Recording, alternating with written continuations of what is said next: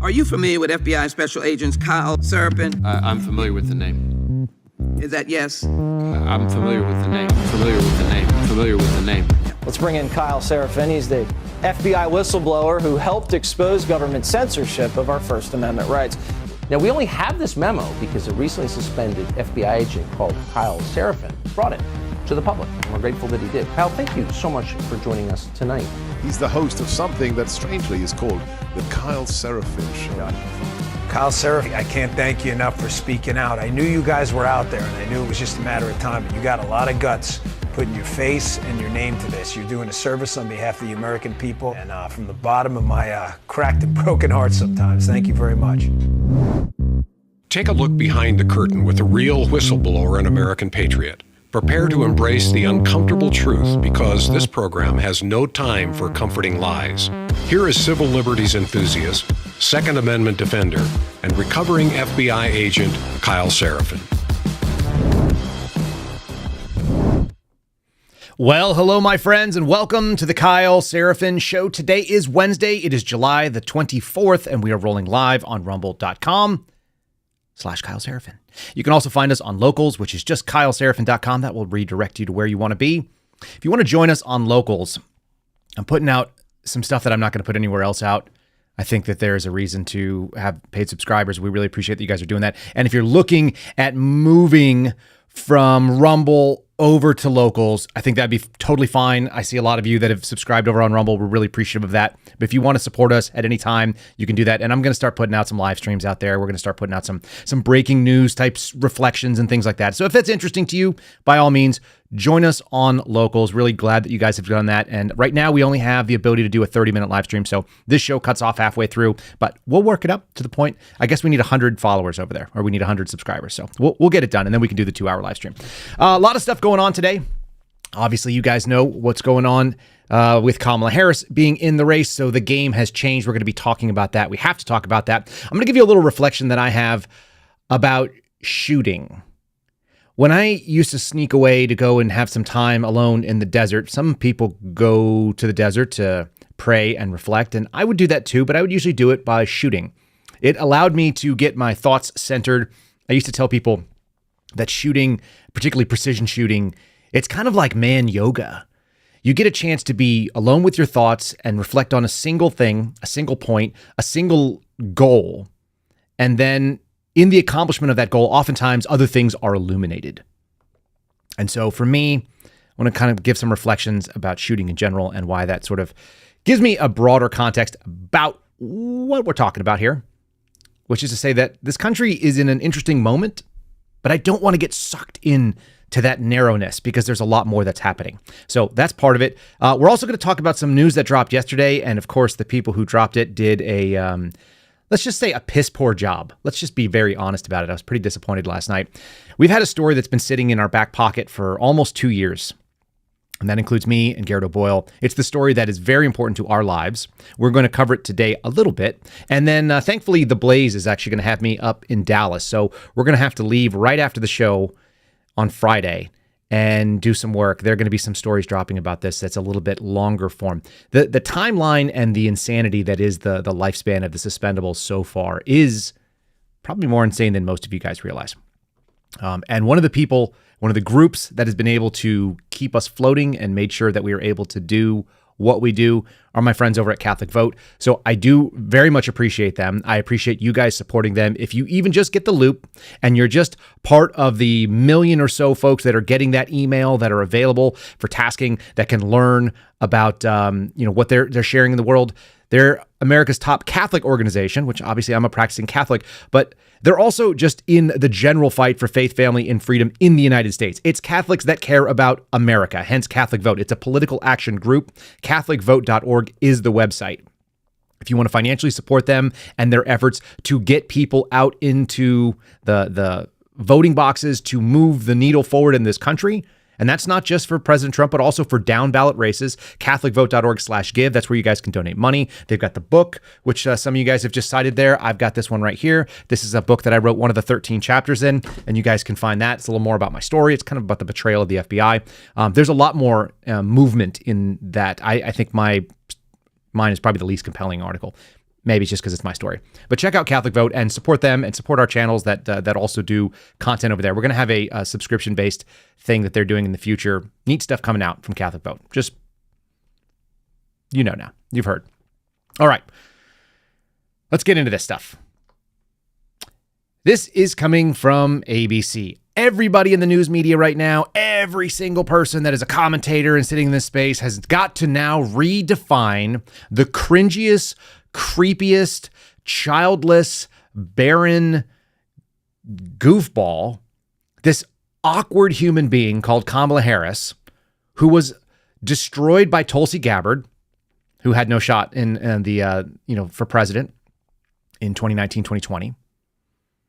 Now they've got to say that she is basically the second coming. She is the next Obama. She has gone from cringe to cool at light speed. I saw a really funny reflection from Mike Benz, who's one of our former guests and obviously did some big stuff with Tucker and some others. Mike Benz is bright. I love the way that he thinks, and his takes on things are spot on. One of the things that he just said recently on social media, I think yesterday, is that they say that the speed of light is the fastest speed in the universe and nothing can go faster than light. And then he said, has anyone ever measured the speed of the so-called normies on the political left as their minds change based on a media cycle? It's the fastest thing there is. So the memo must have come out. It must have come out. Not just a memo talking about how she's going to outline her path to the White House with a race that is now more fluid. There are multiple instances, both in print and on broadcast journalism or broadcast, whatever you want to call these people, broadcast propaganda, using the word coalesce. The party has coalesced behind Kamala Harris, as though it was a deep wound that Joe Biden created and now they have a better choice. They've got to heal around this person.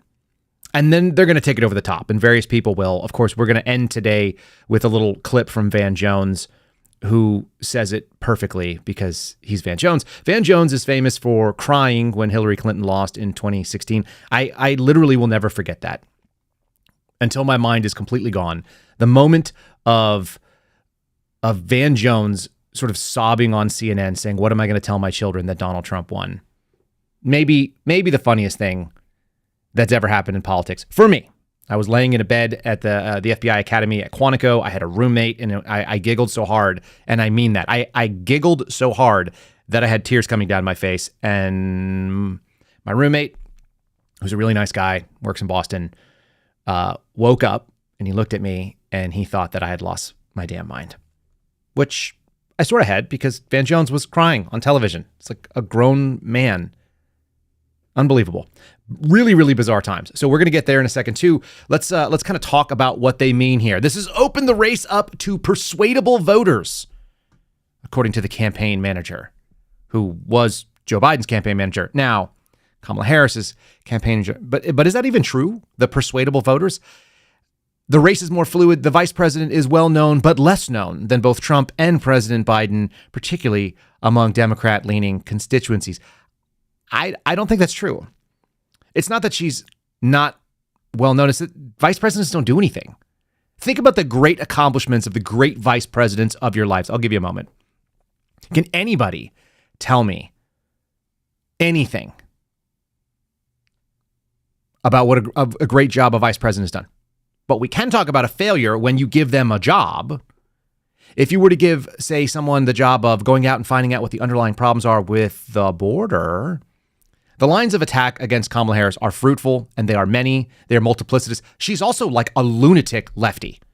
She is as far left as anybody, and we've got some pieces about this. But the thing that's kind of been bothering me, and maybe this is something that is going to hammer home with some of the Democrat voters. We just saw BLM, Black Lives Matter, from their official accounts, say that they were disappointed, they were upset that they didn't have a say in who the nominee would be. That tells me that they're not really thrilled about the idea of Kamala Harris, number one, because if they got who they wanted anyway, then it would be fine. They're not thrilled about who they got, and they're not thrilled about how they got her. Yesterday, we had a whole episode talking about the coup. The coup is when you move all the pieces around the board. And so that when you take that final move to actually force the check, there are no other moves. You are at checkmate already. If you don't play chess, this is an analogy that'll fall false. But essentially, you're moving all of your positions into the positions of dominance, if you will, so that there is no counter move. To the point where when Joe Biden got sick, or whatever happened to him, maybe he wasn't sick, maybe he just needed a break. When Joe Biden got tired from being 81 years old and miserable at it, there was no other choice but for him to concede. And it's not clear to me that he even understands any of that. We actually have a little sneak peek at his address, which is coming up tonight. He's going to address the nation. So hooray, we get some Joe Biden. The people that are bringing this up, the BLM folks, are saying, you've been crowing about democracy, and yet you just took us directly out of the process. So how are you the team of democracy? And the fact of the matter is we know that they're not. They are not the team of democracy. They are the team of power at any cost. And brilliantly, I think, and I hope this is highlighted more, brilliantly, Kamala Harris just demonstrated it. Just demonstrated exactly what they're about, which is to say, we love the process. We want to hear from the people. We're all there to represent. Unless we're not getting the outcome we want. And then in case we don't, to hell with the people. So here's a spokesperson trying to make this. He's from the DNC. He's trying to make the argument that the people did have a say. This is one of the most elitist things you could say. And it sounds like I'm going to be playing this anytime that there's an argument against the Electoral College. What do you say to voters who feel that they don't have a voice in this process as it's playing out right now? Well, voters do have a voice, and they had a voice throughout the process, throughout our primaries. And as a result of what happened in those primaries, we were able to get delegates that were elected from the states. And those delegates are representative of the people in the states. The delegates are representatives of the peoples in the states, and that's where you had your say. Can we just agree that everything that man just said is, one, an argument for the Electoral College, and two, it's an argument for all Republican state houses removing the general election for the president? I keep going back to this because the way that our republic, non-democracy, the way that our republic was set up was intentional. It was done on purpose, and it was meant that you have a say, but you don't have the decision. And they just said that was fine, as long as they got the outcome they wanted from Kamala Harris. Because Joe Biden was atrocious.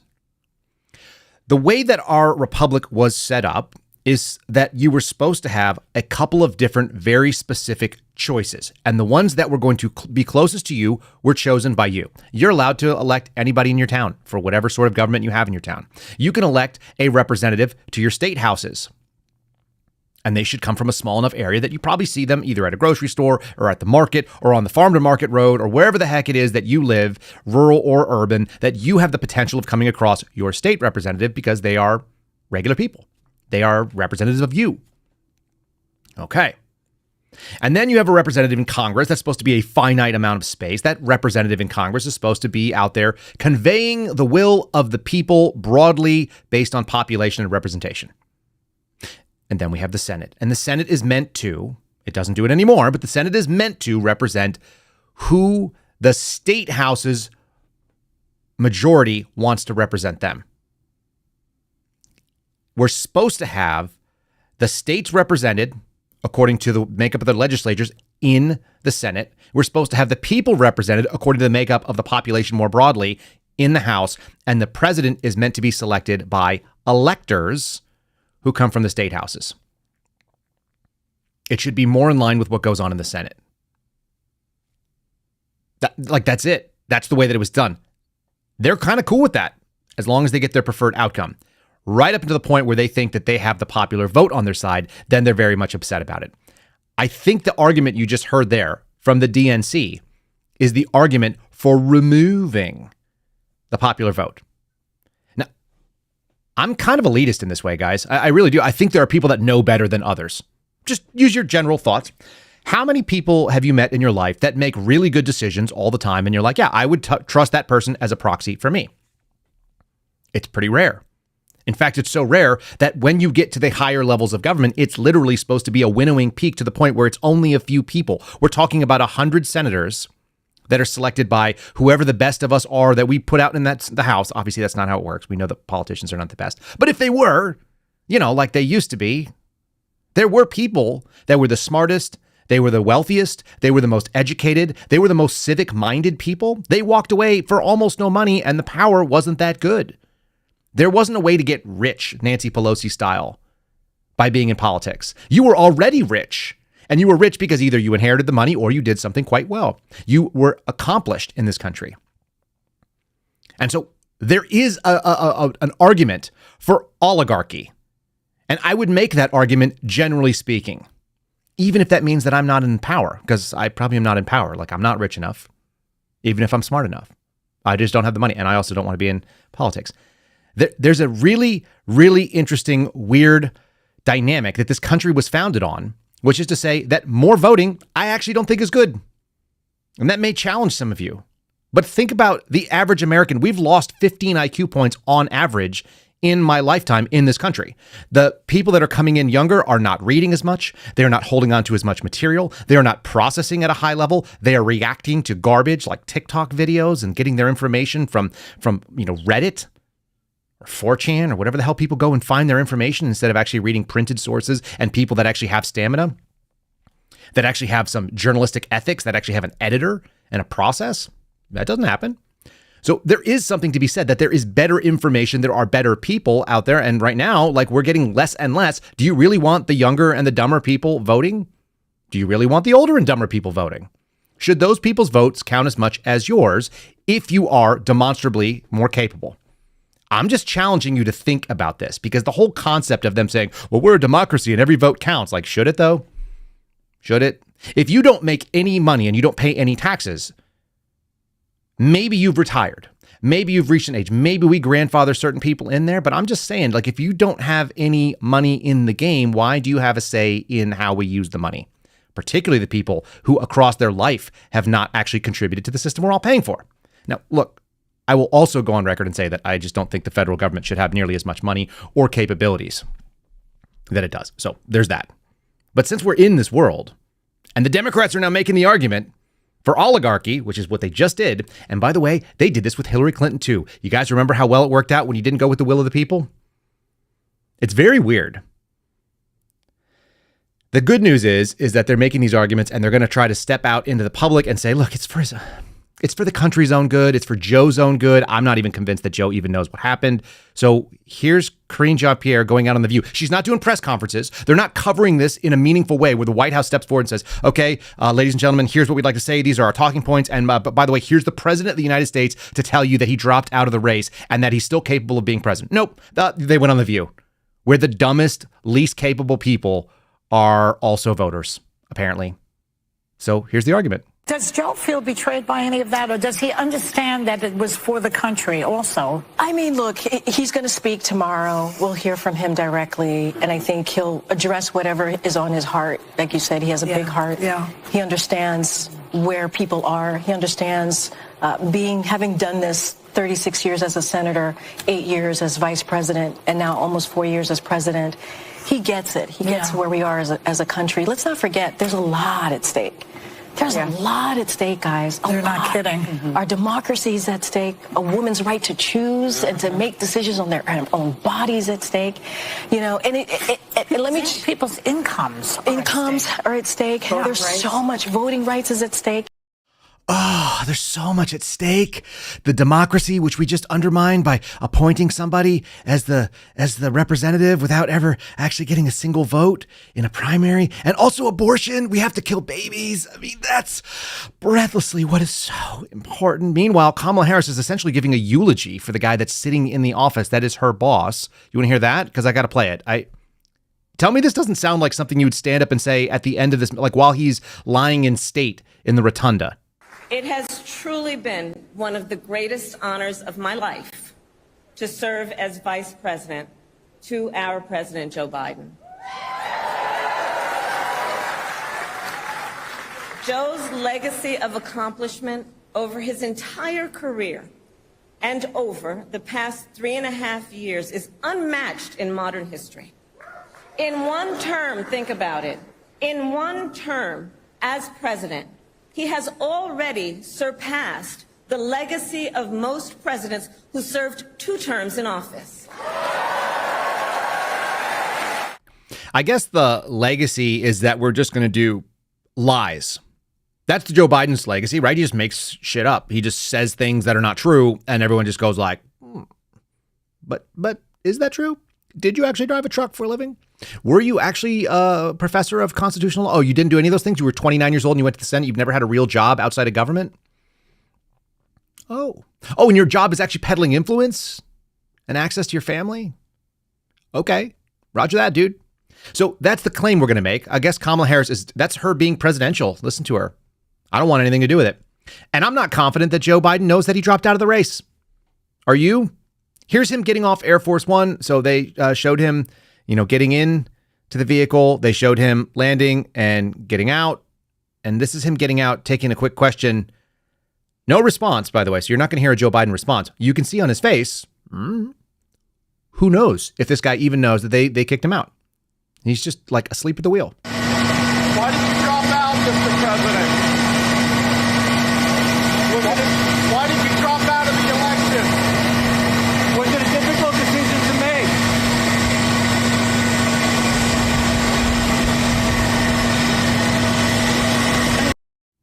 Bye, Joe. Getting into the truck.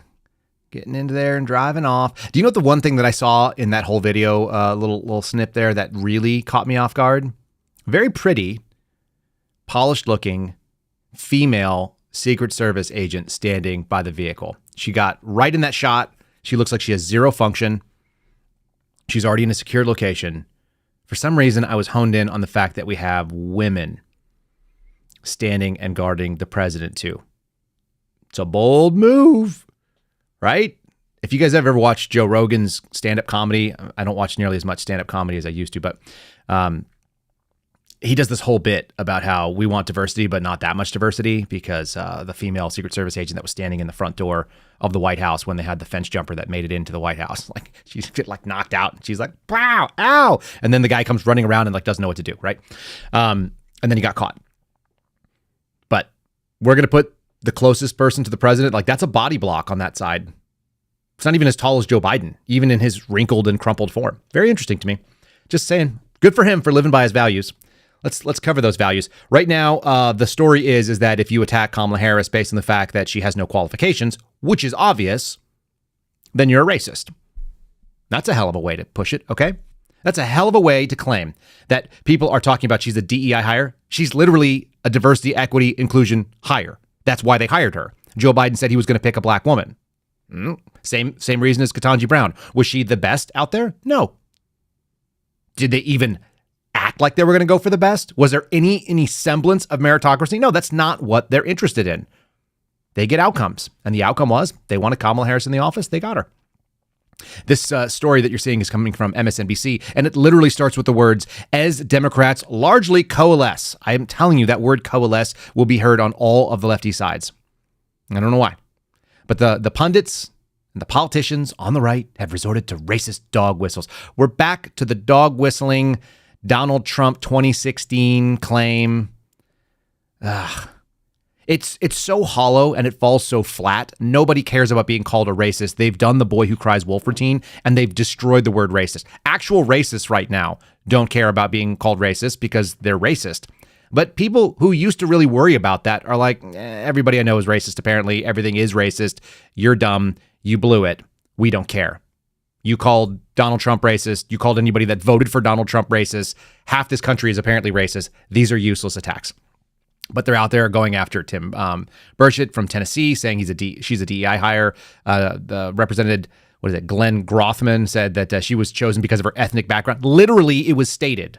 This is not like made up. This is not an opinion. That's what Joe Biden said he was choosing based on. So there you go. And I think JD Vance hones in on something that's very important because JD Vance is an interesting character. He went to Yale, right? So he's kind of an elite dude, but he came from a very, very poor background. That is the American dream. JD Vance said, Kamala Harris doesn't feel grateful for this country. Quote, I never I never hear that gratitude come through when I listen to Kamala Harris. And then people said that she's lazy and inarticulate, which are pervasive negative stereotypes used to disparage Black Americans. I mean, is Kamala Harris even Black? I mean, in a meaningful way, is she Black in so much as like an urban ethnic Black identity in the U.S.? Her mom is from India. Her dad's from Jamaica. Her dad was a college professor at Stanford. So like many people who immigrate to the United States from the Caribbean, Black people from the Caribbean have a very different outcome. Just like people who come directly from Africa have a very different outcome than urban Black people who have been born and raised in this country. And obviously this is a broad stereotype, but people who are immigrants that happen to have Black skin have very good outcomes in this country. Shockingly good. Why is that? It's an argument against racism, if you guys actually want to know the numbers on it, right? People come in here from Kenya. They come in from Nigeria. They do very well. They do very well in academia. They do well in business. So I don't know how she's clinging to this thing. And then she was a flippant prosecutor. She went to law school and then she ran basically the opposite of it.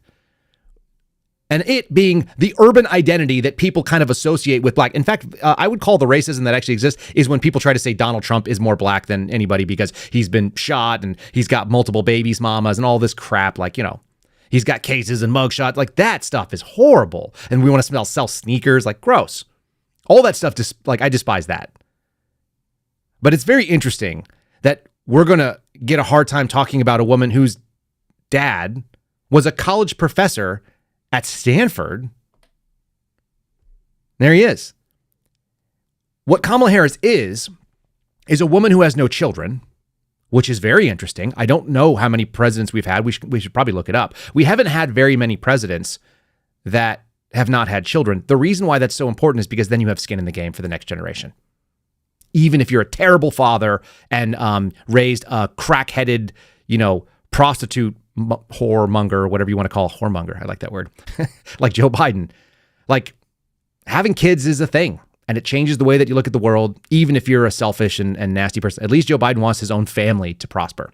What I did find very interesting is that Kamala Harris's father is Donald J. Harris. I'm not making that up. That's his name. Donald J. Harris. She got some daddy issues here to work out. I would love for Trump to just make that claim. It's look, I'm Donald J. Trump. Your dad is Donald J. Harris. You got some dad issues. They're not my problem. Wouldn't that be fun for him just to derail her that way? Anyway, if you look at anything about this man, which I've gone looking for, because it's kind of interesting to find out where people come from. That's one of the first things I do when I interview someone. I ask about where they came from, who's their family. And what you find is that she kind of doesn't talk about him very much. He's a footnote is what they talked about in the New York Times. This is from 2020 when she was picked as the vice president. She was just basically elected or whatever the hell they did on November 7th of 2020. He's a fairly prominent scholar, apparently, in economics. He's a critic of the mainstream. He's a post-Keynesian. And they described him as a Marxist scholar in 1976 in the Stanford Daily. And everybody has picked up on him being a Marxist on that. But it sounds like that's not actually his thought process. He also very publicly scolded her about her take about, hey, look, Kamala tried to be cool because she's doing the cool thing, right? Which is real cringy. She did the cool thing where she was like, yeah, my family's from Jamaica. Of course we smoke weed. What am I saying? And he's like, that's disgusting. And I'm educated. And I didn't come here and put my family through the movement into a new culture and become a citizen of this country to become a prominent academic for my daughter to flippantly say that we're from Jamaica and therefore the stereotypes about marijuana are legit. He criticized her in public. I think that's funny. He also tried to be in her life and her mom basically, it sounds like, ran away. So I look forward to seeing more of that. She's raised by a woman who wasn't in a Black community. She was an Indian woman, whatever the hell that means. It doesn't mean anything to me. But that does mean something to the political left. And that's why nobody's excited about this lady. Nobody can get excited about it. Look at this. This is Chuck Schumer. This is some of the most embarrassing stuff. This is probably the second most awkward person. I love Chuck Schumer's just living up exactly who he is right now. Also a cringeworthy person. The two of these, Kamala and Chuck, they deserve each other. Watch him try to get an applause break, but can't get it. I got two of these clips. So now that the process is played out, from the grassroots bottom up, We are here today to throw our support behind Vice President Kamala Harris. I'm clapping. You don't have to. From the grassroots, from the bottom up, they literally did the opposite of that. They literally did oligarchical selection. They just abandoned democracy when it's convenient. And so he just straight lies to people. And people are going like, they're still trying to process. They're like, what do you mean from the grassroots? She got 0 votes. And become the next president of the United States of America. Applause. Hakeem. Most awkward moments in the world when you build in an applause break. Like, applause breaks are supposed to just happen. If you're a good speaker, you just say things, and sometimes it resonates with people, and you go like, oh, okay, I got to stop. It's very awkward if you're not used to speaking, by the way. I'm not used to doing public speaking. So you go out there and someone cheers about something you said where it's just like a thought that you have, and you share it, and then people are like, that resonates with me. I'm going to make noise to let you know that I appreciate that. Chuck Schumer's looking for it because he's this like sniveling greaseball, and it doesn't land. So now he's going to try to demand it. Like, you can't lie to us enough to say that she's changed her stripes. And we've got plenty of evidence of that. How about this one? This is coming in from, what is this? NBC, I think? No, this is coming in from, NBC. Gen Z voters, largely optimistic about Harris, but say she needs to prove herself on the campaign trail. These are younger Democrats. So you have a woman in a hijab. Okay. You've got another young white lady who, I don't know, whatever. There's another young lady who looks like she's Indian, and then a black guy. That's who they polled. They found that like they got one guy in there, and it doesn't represent white males at all because they're running away from that. They're not interesting. White males are not interesting. White people in general are not interesting unless they're single libs. I'm going to show you the polling on this in just 1 second because it's really useful. The younger Democrats are energized by the seismic shift in the race. Why? Because they suddenly have someone that's not 10,000 years old. I guess that's good. But they're mostly interested in like the ceasefire. Right? They're grateful that Kamala Harris has also been on board with them with the Israel-Hamas conflict. Okay. Yeah, that's what normal American kids should really be concerned about. Never mind the fact that they can't afford to buy a house. Never mind about the fact that the inflation is so nuts that they are not going to be able to afford to like put gas in their car. Like, these are the dumbest, most sheltered human beings that we are looking at when we talk about they're interested in Democrat policies. It doesn't make any bit of sense. Yet another argument for, I'm fine with raising the voting age. I'm fine with eliminating certain people from the voting pool. Call it elitist all you want. There are some people that are smarter and make better decisions. We can see them.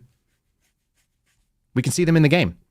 And we can see the people that don't know anything and sit there and do this interview. They did a Tufts University finding that youth vote had the highest turnout in 2022. And Democrats are hopeful that Harris, who's only 59 is not that young. It's not that old. We agree. But she's like at the kind of like the tail end of what I think we should have people in public office. 4 or 5 years, 65, 68. Like, if you can collect Social Security, she's not that young. She's not like in the power years of anything. She's already crested that hill, which is what is wrong with this country right now, that we have people that don't have any skin in the game. She literally has no skin in the game. She's got like a stepdaughter. I will show you her in a minute too. Anyway, they think she's going to have a greater appeal to the younger voters because an 81-year-old man has now been pushed out. So now we're going to go to a 59-year-old woman who's about to be 60 years old. I mean, in my lifetime, 60 was over the hill. I remember when 40 was over the hill, just saying. Like, so do you guys. It doesn't mean that it is. It just means that people used to get over the hill. They would literally give you a cake on your 40th birthday with like a black tombstone and it would say over the hill when you turn 40. I turned 40 and I didn't even look at it. I was like, oh, it's another day. I'm fine. I'm still out doing stuff. So I get that age moves forward, but man, when your standard is 81 years old and a man that is challenged by doing stairs, literally people are going, well, at least she can get up the stairs. There are people on the Republican side that are like, it's nice to see someone in possibly going into the Oval Office that can walk upstairs and not be challenged. What a sad, low situation we've found ourselves in. In any case, they interviewed all these weird people from different universities, and this is what they found out. I want to actually show you the polling. We'll do it in 1 second. Let me first say thanks to my buddies over at Patriot Coolers, and take a deep breath here, because PatriotCoolers.com is one of the longest supporting, maybe the longest supporting, between them and Catholic Vote, sponsors of the Kyle Seraphin Show. It's PatriotCoolers.com. That's the website. PatriotCoolers with an S.com. They jumped into it with us when we had less than 3,000 folks following this. Our numbers were tiny. We were a small but mighty podcast, and we've grown significantly. We're really appreciative. They are part of that growth. There's no question about it. The promo code Kyle will save you 10%. 10% off anything you want to buy on there. And if you spend $50, not only will you save at least $5, you'll also get free shipping, which saves you like $8 or $10. So that's the threshold to actually get your maximum value. Tumblers, they've got coolers. They've got soft-sided coolers if you want like the best lunchbox, or if you want to get something. Even my mother-in-law told me she went out and bought one so that she can carry her groceries home. Smaller groceries, smaller number of people in the house. But they go do that because it's nice to not have your groceries spoil if you have to make a detour. PatriotCoolers.com. Get one of the great products that you will ever buy, and you will also really appreciate it. Literally no one buys them and says, Kyle, what the heck did you sell me on? Nope. Everyone's like, oh man, this is a really nice product. And it is. And that's why we like them. All right, I want to show you some polling. We're not done with this nonsense. So CBS. This is actually really good CBS reporting. I really appreciate this. I didn't read the commentary. I just read the numbers. So CBS poll says before Biden's exit, Harris ran slightly ahead of the hypothetical Trump matchup. So these were sort of these numbers that they were running. Look, polling is always done in arrears, that by the time they compile them, it's already a week or 2 weeks old. So this is kind of interesting. And the main picture that you're seeing here actually is not that interesting to me, but the difference between cognitive and mental health, 49% said Trump was fine, 28% said Biden was fine. This is why they had to shove him out. We know that. It's not surprising to us at all. Maybe it's surprising that they lied about it to the other side. But the real numbers come in on this little, this was another comment that I saw. This is a Pew research, and they're breaking it down for gender, marital status, sexual orientation. This is the argument against everybody voting for me, because I can see how people vote based on certain things in their life. Married men and married women, 50 and 59%, flip that around. So married men, 59, married women, 50%, vote or lean Republican. But our country overall has a 1-point lean towards the Democrats. Men, 52% lean towards Republican across the board, but let's break it down. When you have a man or a woman with a live-in partner that is not married, they are 60 to 64% likely to lean Democrat. That's interesting how traditional values actually play out in this sort of thing. Divorced, separated, men and women, both in the 50s, whereas on the other side, they're like 40%, 44% for the Republican side. That's the divorced people. Widowed, men and women, 55% men, 46% women that are widowed, lean right. Never married men and women, 61% and 72% respectively. And there's not a breakdown on children here, but we will actually see that in just a second. And then if you're gay, bisexual, lesbian, bisexual, 80+%, 83% or so. Just interesting how people vote based on things. These are the ones that I thought were more interesting. The overall matchup, it's still pretty close. Our country is so divided that we see 51% Trump, 48% Harris. That's like within the margin of error of this poll. This poll's margin of error, I think, is like 2.7%. So right on the edge. It's a razor split. Very interesting that women skew more aggressively by at least 5 points towards Kamala Harris. And you'll see black voters here. I love the way that they decided to poll this. This is a CBS YouGov poll. 76% of black voters said Kamala Harris is preferred. And 21% said Donald Trump. If you'll remember, in 2020, 92% of the vote, the black vote, goes to Joe Biden. 92%. And now we're seeing 76%. That is a catastrophic drop. It looks really bad if you look at the numbers. You're like, oh, dude, 76%. Yeah, but when it was 90-something%, that is a massive, massive switch. And then young voters. These are the people that know the least in the world, 18 to 29. I want you to think about yourself between the ages of 18 and 29. At 18, I was fully retarded. By 26, I was less retarded. 27, 28, mostly not retarded. And then by about 30, 31, I was the least retarded of all those years. Those people, 2 out of 3 of them prefer Kamala Harris. Just saying, young people make bad decisions. It's evident. And young people are dragging down our average IQ. That's sad, but true. That's just the way that it works. Over the last, I think, 10 or 15 years, we've lost 15 points on the IQ scale for average people. So that tells us, and 15 points is a big, big deal, folks. The difference between having like an IQ of 115 and 100, it's like the difference between like the guy that's sitting on the radio at your local, AM station or FM station and like Forrest Gump. It's a big, big drop. All right. Black voters. Again, here it is. These numbers are a big deal. Kamala Harris gets a slight bump, like 3% bump for black voters that are interested in voting for a Democrat against Biden. Harris is a little bit better off than Biden, but Trump still polls twice as well or more. Twice as well or more than he did in 2020. So that's a big deal. And then the thing that I think is the single most important indicator are independents. Because the way this country is divided, because of the way that we are cutting on a razor edge, independents are the only people that are quote unquote gettable, which was the first article that we referenced. The fluidity of this campaign.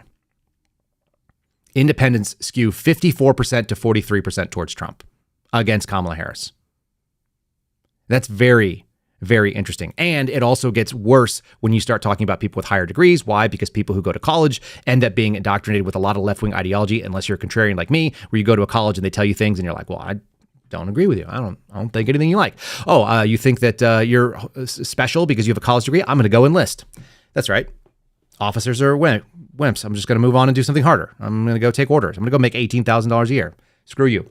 So anyway, independents that are gettable and largely ones that are non-degree holding skew towards Trump, which makes sense because the working class man actually sees a billionaire. How weird is that? A billionaire who comes up and is representing people as more favorable than this sort of like grew up with a father in academia, single mom life. Like, she doesn't represent people. Who in the hell does Kamala Harris represent? How many people look at Kamala Harris and say, I see myself in her?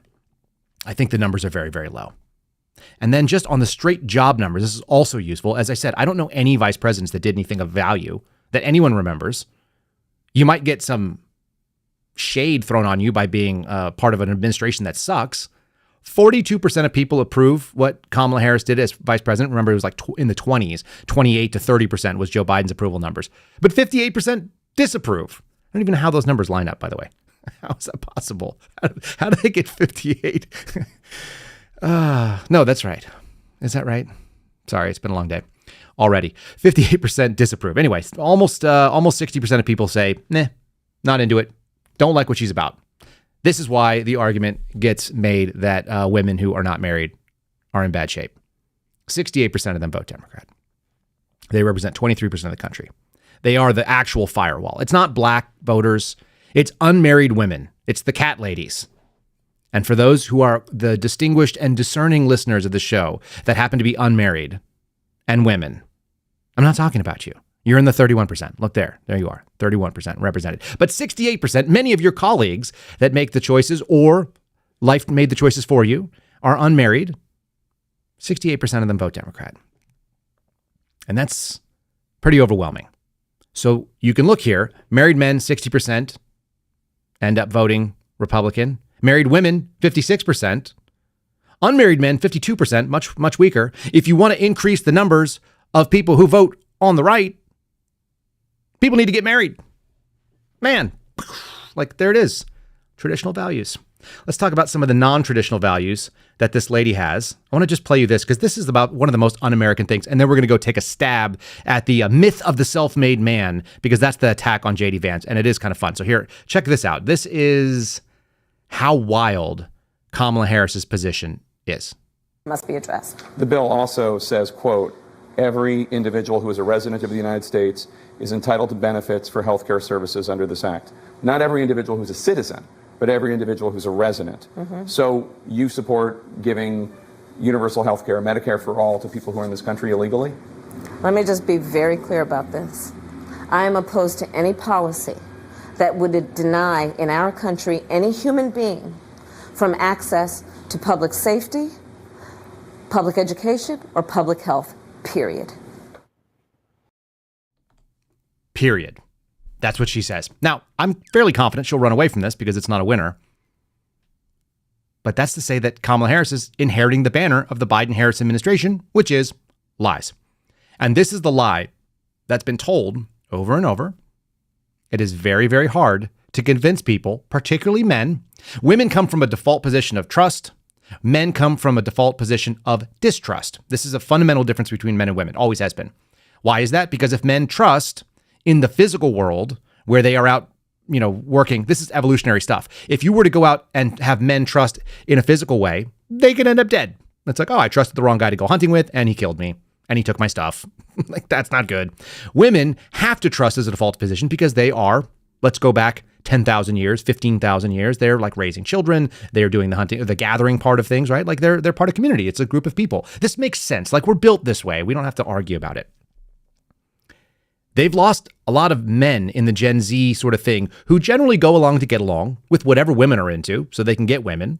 Makes sense to me. But when you lie over and over again like this, you're going to lose those people. And I'm going to show you a little example of it. It's obviously N equals 1 experiment on this, but here's Kamala Harris lying over and over again. This should be hammered nonstop. Not only was she not democratically selected, she also was a liar to her own people. That should be worth something. And it will be. I think you will see that we have a very bold and vibrant president in Joe Biden. I'm not going to engage in that hypothetical because Joe Biden is very much alive and running for re-election. Not only is he absolutely authoritative in rooms around the globe, but in the Oval Office. And I can tell you, this is someone who is tireless in terms of working on behalf of the American people. The way that the president's demeanor in that report was characterized could not be more wrong on the facts and clearly politically motivated. Gratuitous. It's gratuitous.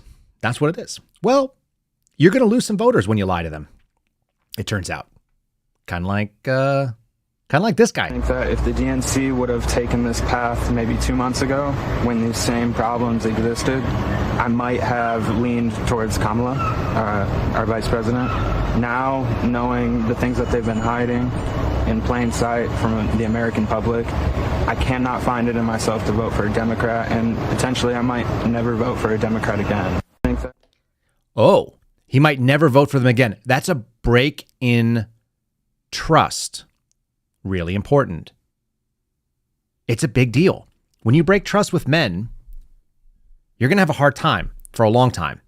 That guy was he doesn't look like a quintessential Republican type. He doesn't look like the kind of guy that's he'll probably end up in the gettable voters as a independent, if I had to guess. And why do I say that? Because he's wearing a rainbow colored shirt saying broke. He's actually representing all the problems. Disaffected males.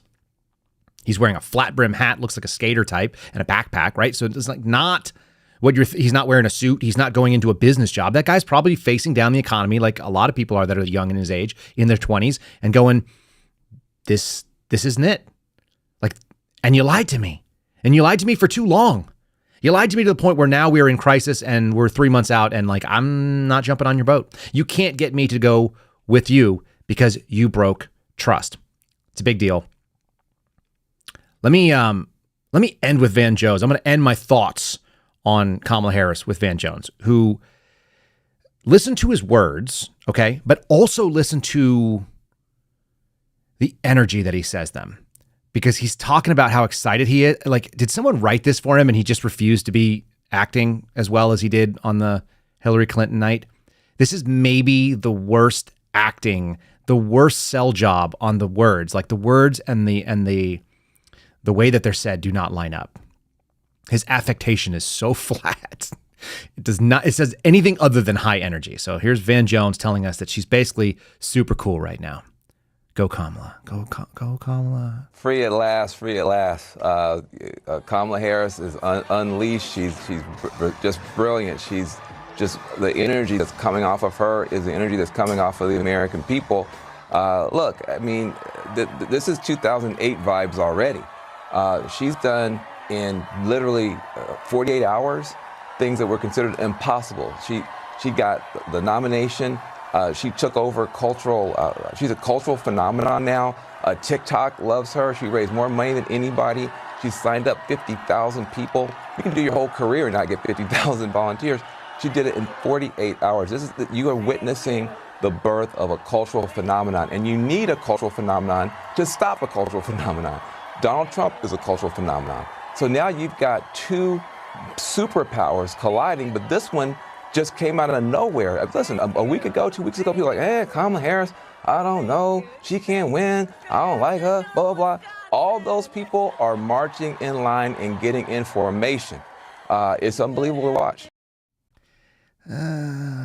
Freedom. That's what I said to Martin Luther King Jr. Freedom. That's what I'm marching for. You know, do you know what happens when 48 hours happen and everybody's marching in line? It's like the damn meme of them changing the chip. They're like, Kamala is weak and trying to get rid of Joe Biden. He's the best. And then it's like, Kamala is the only thing that we can vote for. Like, the blue wave is coming. The speed of the mind change lets you know exactly how BS this is. You can't have grassroots in 48 hours. It doesn't exist. It's not a thing. We're seeing a media play, an information op that is running at you at full speed to try to convince you that she is something she is not. And once we zoom back out a little bit, all of that will be made clear. We're on a tight timeline for it, but I actually still think there's no way she lasts 3 months with this kind of energy. The media is going to burn themselves out. They can't. It's so fake. Van Jones couldn't even muster like actual energy to say free at last. He's doing Martin Luther King Jr. quotes. He's trying to be charismatic. He sounds like damn Joe Biden. That's what he sounds like. All right, so here's the shooting analogy that I brought up earlier. When you're shooting, there's certain things that I have reflections on that are really, they're deep thoughts that don't have anything to do with shooting. One of them is that a crosshair exists on a lot of my scopes. The reticle is a crossed. And you start thinking about the intersection of the two lines and what that means in the why the cross is significant to people who are Christians. And I think of the intersection between man and God. I think of the intersection between perfection and selflessness and the cruelest form of human torture and punishment. These are the things I actually think about before I'm pulling the trigger. Go figure. But one of the things I learned about shooting handguns, particularly with red dots, and that's something that I recommend if you guys are a shooter and you have handguns and you've never done a red dot, especially if you have aging eyes, do it. You'll never look back. You'll be better. And if you can shoot a red dot, you can always shoot iron sights. But if you can shoot iron sights, you can't necessarily shoot a red dot. Okay? So that's the argument about the shooting piece of it. But one of the things we learn about people, and it's one of the first things you teach as a red dot instructor, is don't get sucked into the dot. And I want to say it because it's very important. Don't get sucked into the dot. What happens when you have a red dot? Anybody who's been a shooter knows what I'm talking about. But if you focus on the dot starts moving all over the place. It's very difficult to keep track of the dot when you're looking at the dot. What you look at is the outcome, the target. And when you look at the target, the dot settles down. It's a very, very strange thing about human focus. If you're target focused, outcome focused, then you will get there and you will be able to do it. But if you are focusing on the minutia up front, then you will actually be distracted by the thing that you're focusing on. Right now, I would suggest to you that we are seeing that moment of all these little Kamala Harris like quirks and idiosyncratic movements and the cringiness. Like, focus on the target, relax, just get further out and realize that a Kamala Harris and a Joe Biden, they are different sides of the same coin. They are all preaching something that is antithetical to the other side. And you guys know I'm not a Donald Trump cheerleader, but Make America Great Again is a brilliant, and always was, a brilliant and resonant message. Because what it says is that there is a thing about America that is great, and we aspire to it. It's aspirational. I don't know what the Democrats are running on other than we need to make more democracy available, despite the fact that they're going to skip past democracy. They love the idea that this Constitution should be destroyed. So they don't make any sense when it comes to loving our republic. They want abortion for all. They want to go after and make sure that we can kill off babies for freedom. We're going to get rid of women to protect women. Gross. All of this is like completely illogical. So their short-term little movements are ridiculous. And they don't have a message that is aspirational. Open borders. Why would anyone want to come to America unless they wanted to come to a place that is great? So you can't say that America is a fundamentally racist and flawed and burn it all down. It's all terrible. And all the myths that you have about how great this place is are garbage. And anybody who aspires to it is trash. And then also say everybody should be able to come here. It doesn't line up. They don't have a consistent value message. So I encourage you, look at target, don't look at the minutia. And this is the reason why I know that these childless, aging women, they all look the same. I found a little clip from Democracy Now! I don't know why it popped up in my YouTube algorithm when I was looking for clips today.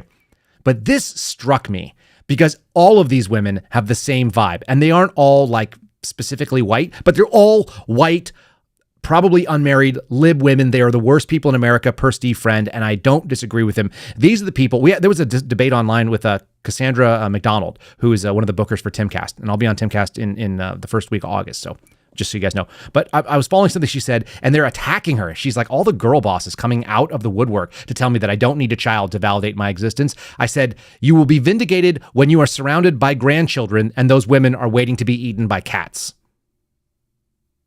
This is not a strike against the women out there that are unmarried. I'm just telling you. Of course, you are very discerning for being part of this audience.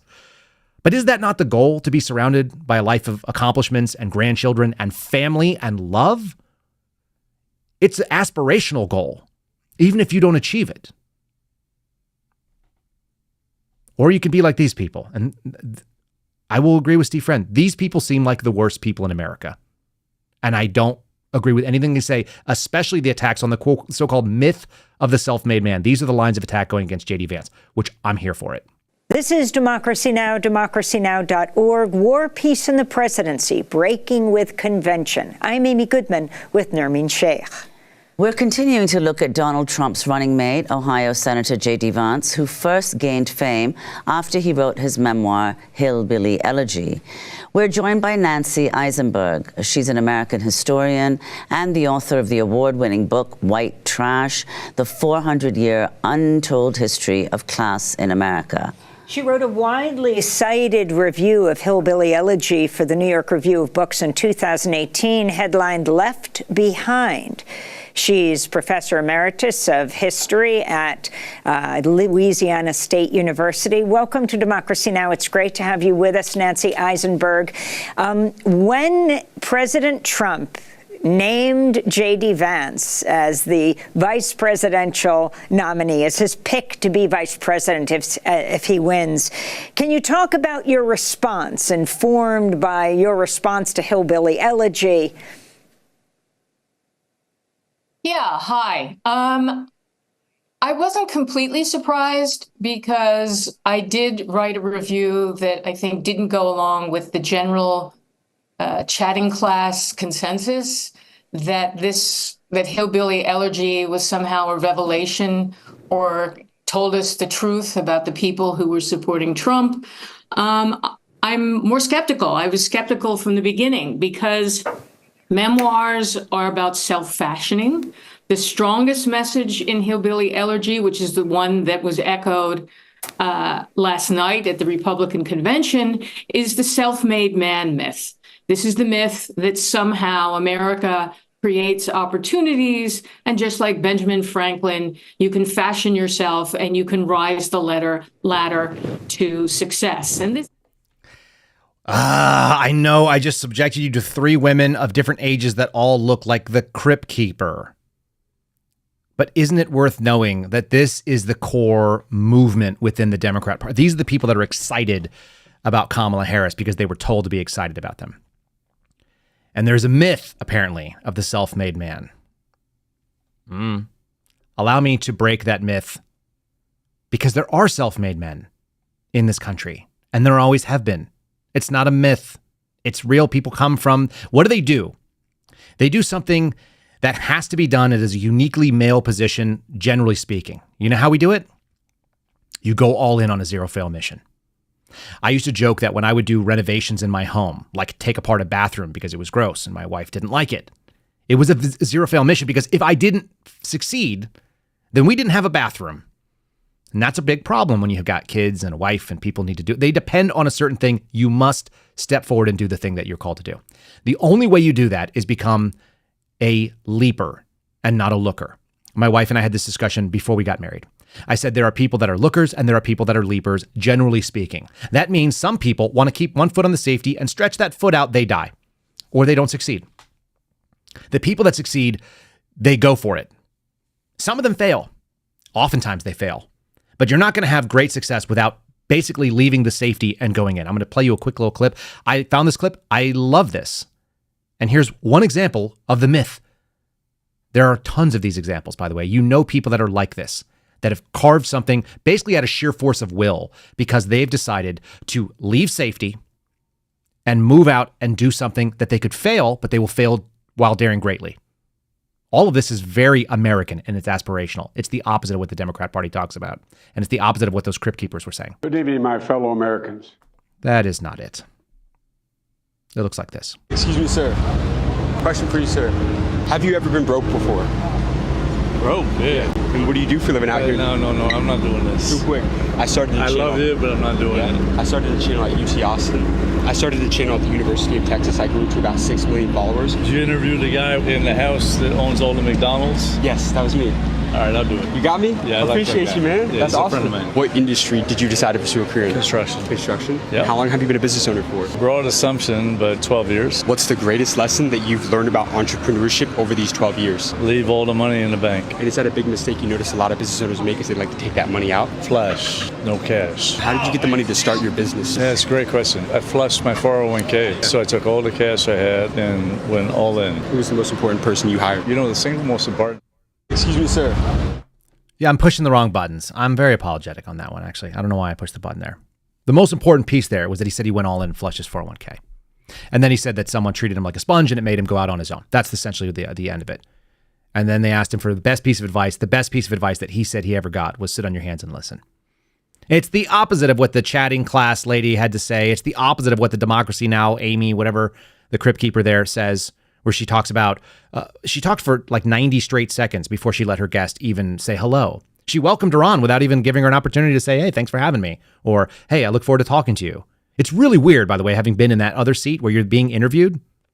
You're like, what is this all about? How long are you going to try to feed me garbage? In any case, real success stories equal taking a risk, stepping into the unknown, and doing something that you don't know if it's going to be successful, but you must be successful. And I think that actually tells us a little bit more. It says a lot about who these people are. We have such a society of safety and comfort that we can actually tolerate the Democracy Now! Type ladies. And they're safe. For now.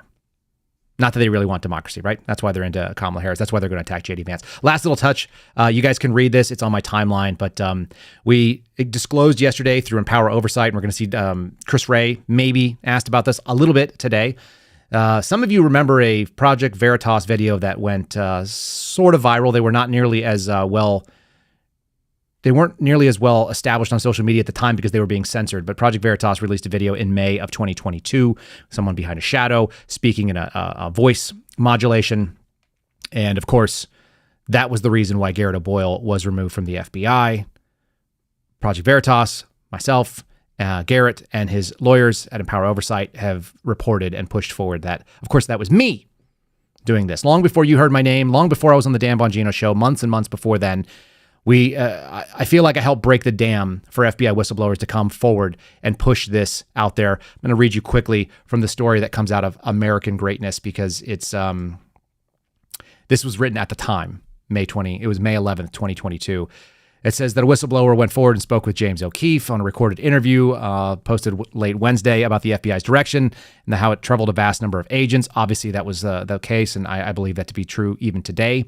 Talked about the armed raid that happened, about the Ashley Biden diary. This is the reason why we went forward. We actually were resulting in supposedly compromising the case. That's the claim that the FBI made, that we compromised the case. All we showed was the restricted cover sheet. It was the beginning of the file, and it wasn't any of the files in the investigation. If that was enough to compromise their case was bullshit and garbage from the beginning. I said it was alerting because, of course, it was a SIM, a sensitive investigative matter. We'll talk about this more, and like I said, I'm going to do a big coverage with the Blaze so you guys can understand this. But essentially, the longest piece of it is that there are troubling things that were happening. My concern and the reason why I went public in the first place was that the agency is headed for trouble because the vast majority of agents are not saying no. And that's how we end up in a place of tyranny. So there's a quote here that they pulled out, which I thought, I came up with this stuff on the spot. I didn't script any of these lines out. I said, I don't have a problem with people who are doing if they're doing what they think is right. I have a problem with people who know they're doing the wrong thing and they do it anyway. So FBI agents have to take an oath. If they don't live that oath, if they don't serve the American people, it is on them. I just wanted you guys to be aware of that. And lastly, we'll just push this out because this is the other piece of the propaganda. Imagine Imagine being really excited about a lady who's stepmom of this person, the impossibly cool Ella Emhoff as possibly the first stepdaughter. Everything about that child's life is sad. She's an adult, but still childish looking. This is why I can't get out and behind it. I can't get excited about any of this stuff. I can't get excited about a Kamala Harris ever. And I know that nobody else does either, because nobody's looking at that and going like, that's what I want for my daughter. Just sadness is what that belies. And lest you think that the propaganda is over, Sunday was the hottest day ever on record in the last 84 years since they've been keeping the record. Just so you guys know, I saw this and I was like, oh, I got to tell people. I have to let people know that NBC is letting us know that the hottest day, the most scorching time there's ever been was Sunday. If you believe that kind of nonsense. Propaganda, it's everywhere. All right, so I did sort of allude to it. I accidentally pushed my button early. We do have a little clip. It is a little preview of what Joe Biden is going to be telling the nation. So we'll get to that right after our 5-star review, which says fully balanced and completely based. 5 stars. I got to give credit to where credit is due, and it is due for you, my man. I don't always agree with your takes. I know you guys don't, but you had me on your side for the most part with one astute observation. Drunk Nicole. That's Nikki Parker, FBI Barbie, just for whatever it's worth. I don't think she's drunk. She's a Mormon. Every time she pops up on Fox News, I get a laugh. Keep telling it like it is. All right. Well, not everybody always catches what I'm saying as I'm saying it. That's okay too. We appreciate it. Let's do this little chop away to Joe Biden, giving the people what he thinks, and stay tuned in because he's got a message for some of his detractors. Not who I thought he would target on this coup. You ready? Good evening, my fellow Americans. Over the past few days, there has been a lot of speculation that I was dead. I'm here to say in no uncertain terms that is totally retarded. I just needed a few days at my Delaware beach house to eat, sleep, goo, and repeat. One last thing. I want to wish a very, very special fuck you to George Clooney. Worst fucking Batman ever. George looked disgusting, nipples protruding in his bat suit. Very, very disrespectful. Miss me with that gay shit. Biden out. Biden out. He's really gotten profane since he took that little break and stepped out of the campaign. I don't know how he gets away with this stuff, but if you guys are not following Prison Mitch on Twitter, you're missing out on all this kind of stuff. It's so weird. All right. Again, I'll just re-hearken to that kind of final thought that we had a moment ago, which is to say, don't get sucked into the red dot. Don't get sucked into the minutia. Focus on the outcome. And you've got two choices when we start looking at what's coming up in the next few months. One is aspirational, and one is essentially dismantling that which is aspirational. It's pretty easy. It's not my favorite choice, but it is night and day. So embrace the target. Do not get sucked into the dot. That is your parting thought for the day. Thanks so much for joining us. We do really appreciate all of you guys being there. If you want to support Garrett O'Boyle, you could do so at our merch store. And I'll throw that on the screen just for 1 second here. It looks like a bomb. There it is. Boom. The-expendables.com. The promo code Kyle saves you 10% on any of the t-shirts that I wear on the show. If you guys want to support Garrett, it goes directly to that family, the O'Boyle family, who still are not allowed to earn a paycheck. And hopefully will be front and center very soon in a congressional hearing. The-expendables.com. The t-shirt business. Mrs. O'Boyle is running that situation. And Garrett, I think, is the slave labor. Anyhow, thanks so much, y'all. We'll see you again tomorrow. Have a great day. God bless you. See you then. Thanks for listening to The Kyle Seraphin Show, streamed live weekdays on rumble.com/Kyle Seraphin. Follow Kyle on Twitter, Truth Social, and Instagram at Kyle Seraphin.